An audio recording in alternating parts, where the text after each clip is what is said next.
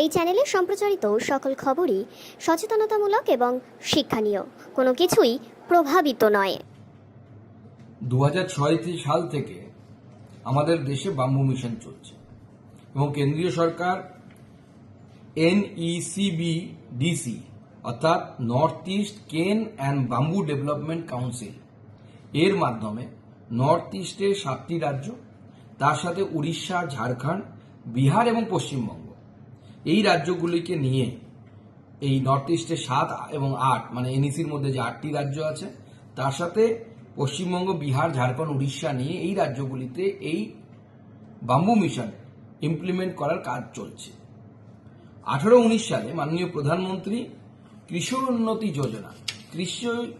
উন্নতি যোজনার মধ্যে দিয়ে আবার নতুন করে এটাকে রিলঞ্চ করেন 2018-19 সালে আমাদের সরকার আসার পর, এবং 2025-26 সাল পর্যন্ত এটাকে এক্সটেন্ড করা হয়।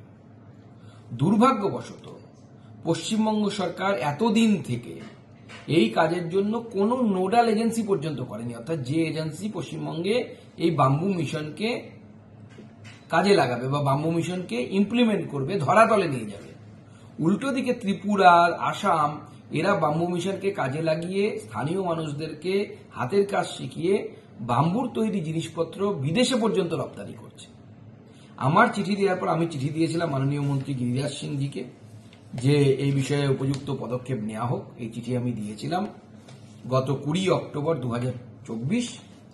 তারপর মন্ত্রণালয়ের তরফ থেকে আমাদের চিফ সেক্রেটারিকে, এই যে গিরিরাজ সিং এর দপ্তর থেকে দেখতেই পাচ্ছেন পশ্চিমবঙ্গের চিফ সেক্রেটারি শ্রী মনোজ পান্ত, তাকে চিঠি দেওয়া হয় এবং সেই চিঠি দেওয়ার পর কোনো উত্তর পশ্চিমবঙ্গ সরকারের তরফ থেকে আসেনি।